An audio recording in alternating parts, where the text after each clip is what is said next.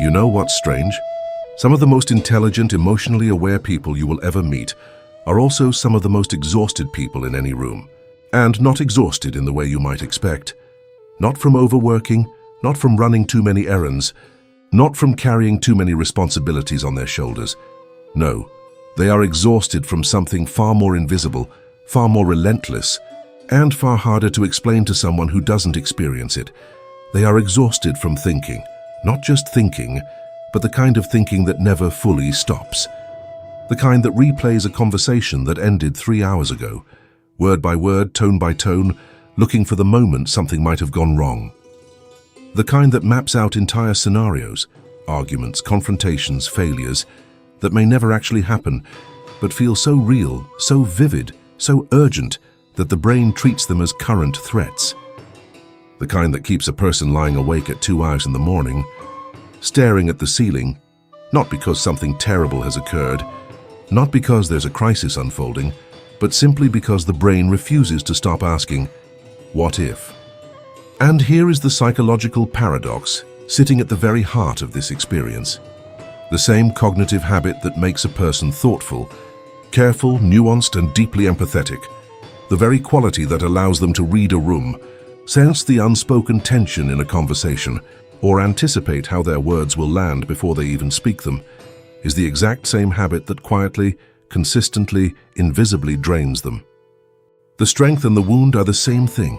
Today we are going to explore that tension. We are going to go deep into the psychology of people who think too much. What is actually happening inside their brains on a neurological level? Why this pattern develops in the first place? What it reveals about who these people truly are? And critically, what can actually be done about it? Not surface-level advice. Not just breathe or think positive.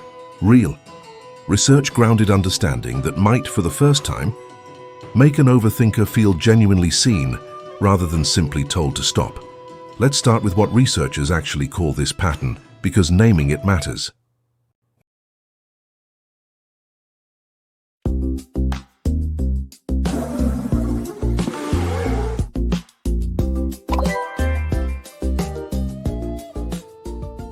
When something has a name, it stops feeling like a personal flaw and starts feeling like a phenomenon, something that can be studied, understood, and ultimately worked with. Psychologists refer to it as maladaptive rumination, a tendency for the mind to return again and again to the same thought loops, particularly around uncertainty, unresolved past events and social situations that feel charged or ambiguous. The word maladaptive is important here. It doesn't mean the pattern is stupid or irrational. It means the pattern, which may have once served a very useful purpose, has outlived its original function and is now causing more disruption than protection. Studies conducted at Yale University and the University of Michigan, two of the most respected institutions in psychological research, have consistently arrived at the same counterintuitive conclusion. People who ruminate are not doing so because they are weak. They are not doing so because they are anxious in some simplistic surface-level way. In many cases, they are doing so because their brains are exceptionally good at pattern recognition. Their minds are always scanning, always processing, always looking for meaning beneath the surface of things. The problem is not the intelligence. The problem is that the system never receives a clear, reliable signal to stop. Think about that for a moment. The machinery is working exactly as designed. It's just that no one ever installed an off switch. To understand this on a deeper level, we need to talk about two specific structures in the brain. And don't worry, this won't turn into a neuroscience lecture. These two things are worth knowing because they change the way you see yourself. The first is the prefrontal cortex. This is the region of the brain responsible for planning, analysis, self-reflection, and complex reasoning. It is essentially the seat of your inner monologue, the part of you that evaluates options, weighs consequences, and asks, is this decision the right one? In overthinkers, this region tends to remain highly active even during periods of rest. When other people's brains are winding down, an overthinker's prefrontal cortex is still at the office, still reviewing the day's events, still drafting and redrafting responses to conversations that haven't even happened yet. The second is the default mode network. the brain's background processing system. This is the neural network that activates when you're not focused on a specific external task. For most people, it hums quietly in the background. For overthinkers, it is loud. It is always generating internal monologue, always producing commentary, always pulling the mind back inward, even when the person is trying to be present in the world around them. The result of these two systems working in overdrive simultaneously is a mind that is, in effect, always online, always auditing, always running simulations, always preparing for a version of the future that may or may not arrive, and critically, always aware of its own thinking, which paradoxically makes the thinking louder. This is not a character flaw. This is neurobiology, and once you understand that, the experience of overthinking starts to look very different. Here is something that often surprises people. For the vast majority of overthinkers, this pattern did not begin in adulthood. It was not triggered by a bad breakup or a stressful job or a difficult season of life.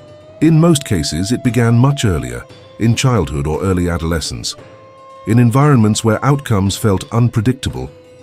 Consider what it is like to grow up in a household where moods shift without warning, where a parent can be warm and loving one evening and cold and volatile the next, with no clear reason you can identify, where making a mistake, even a small one, carries consequences that feel disproportionate to what you did wrong, where the emotional atmosphere of the home changes like weather, and you as a child are too young and too powerless to control any of it.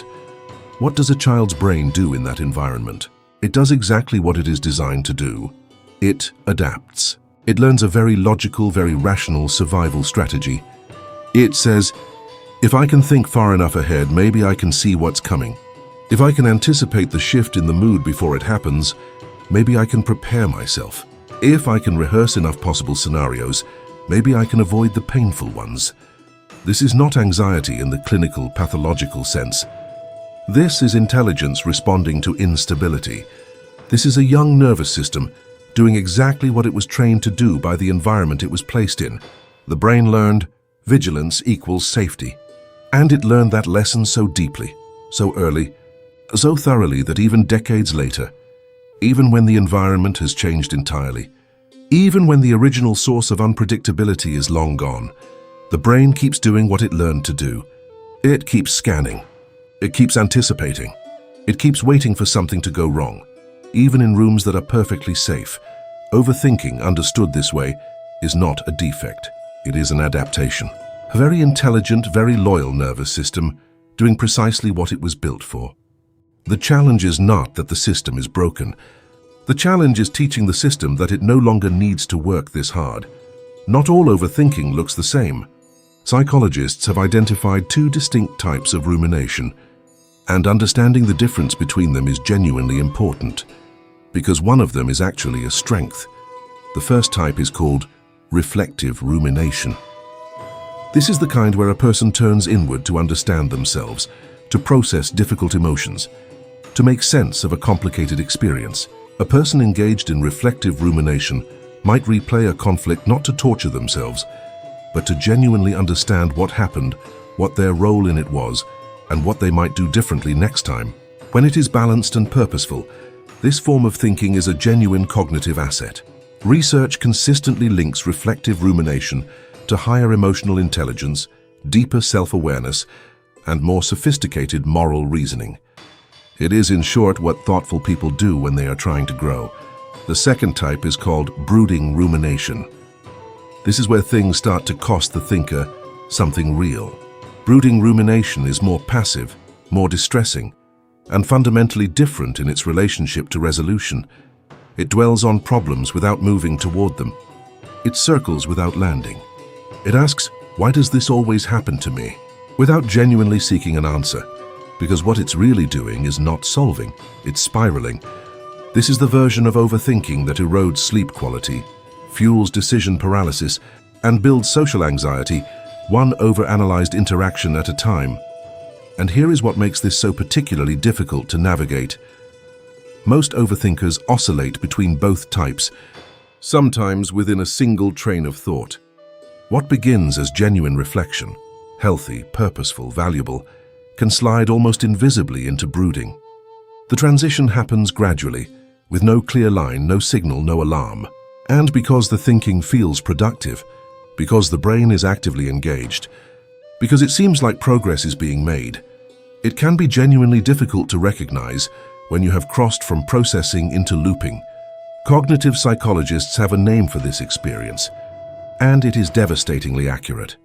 The illusion of mental progress. It describes what happens when the mind feels like it is solving something, when there is the subjective sense of forward movement, of working toward clarity, but is actually just repeating the same circuit, arriving at the same point and starting again.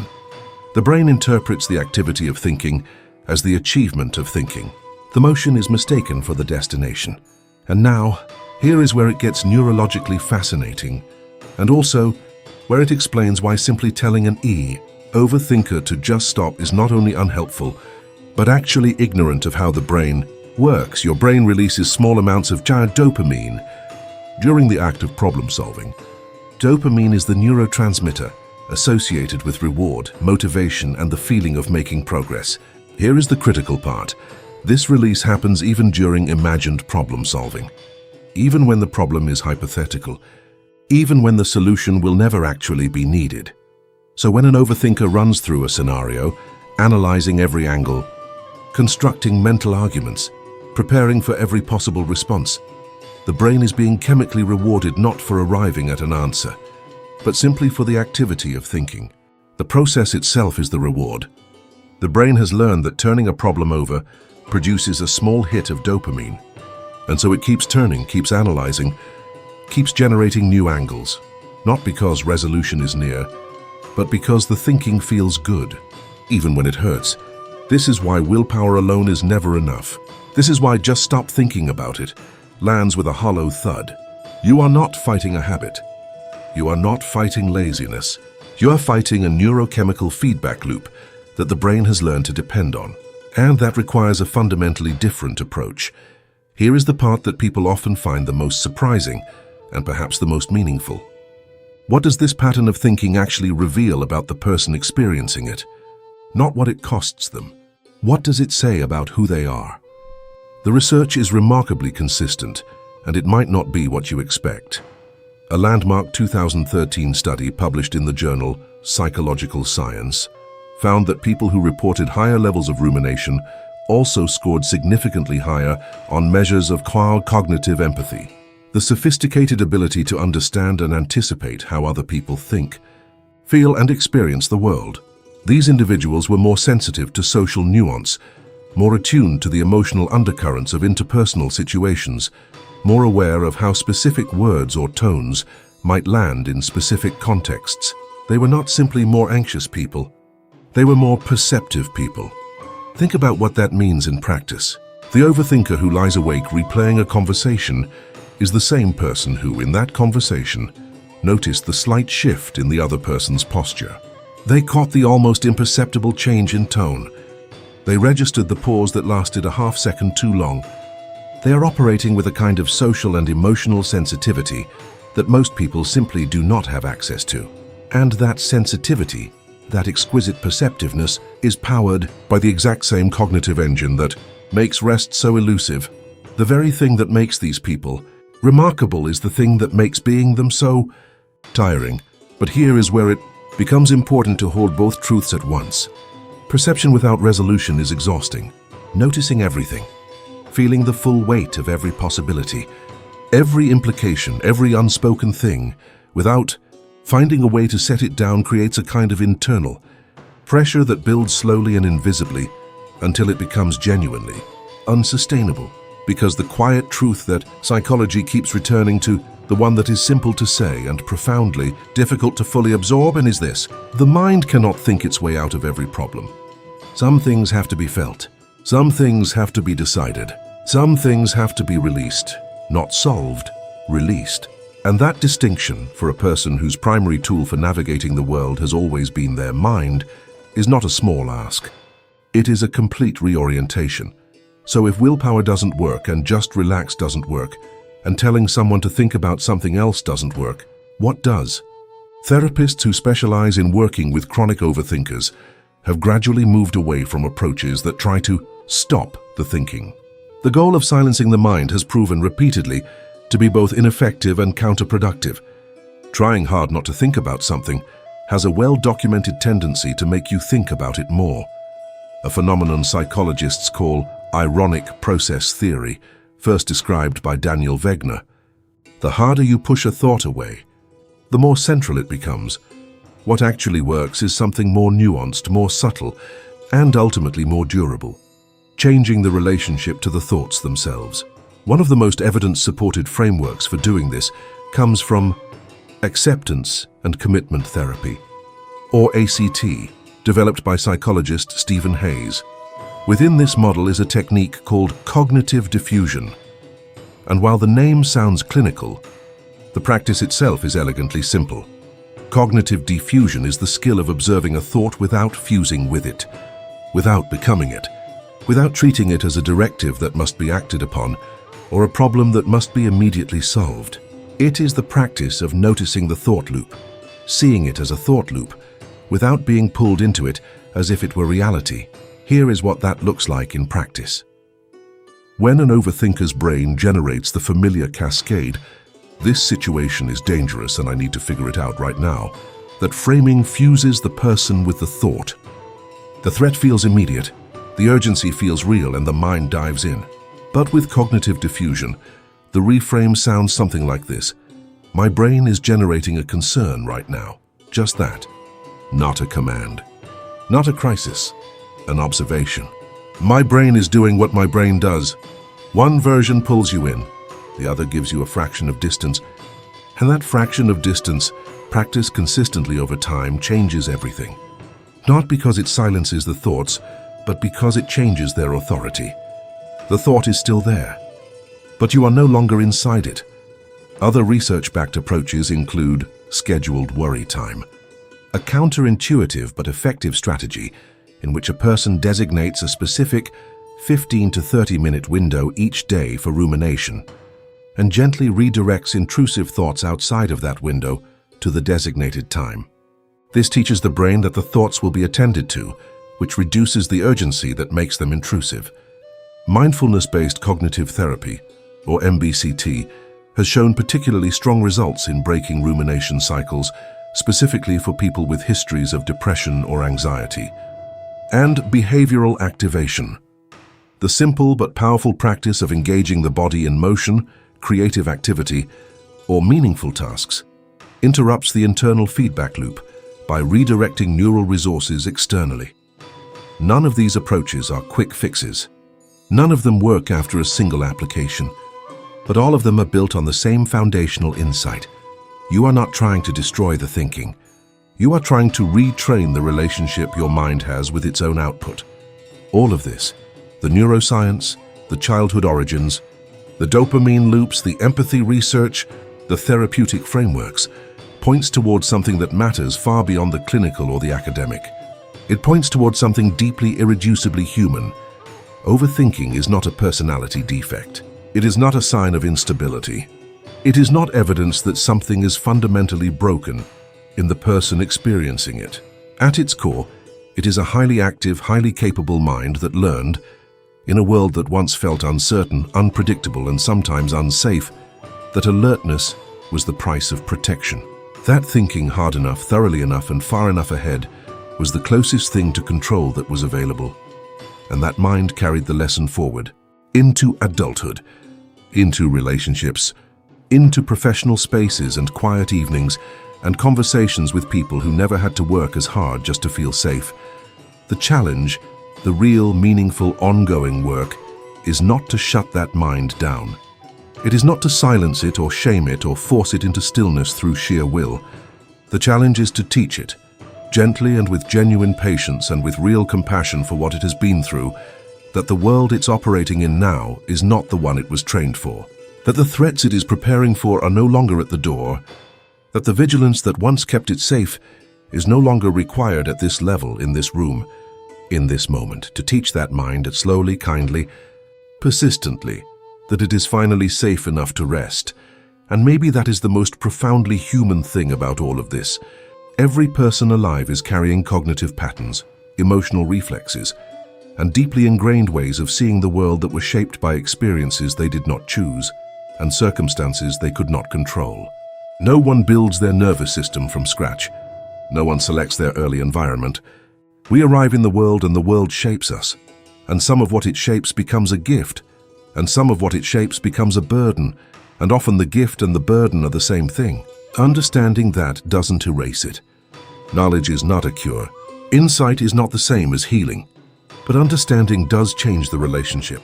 It shifts overthinking from something shameful, a flaw to be fixed, a weakness to be overcome, into something that can be met with curiosity, with patience, and ultimately with compassion.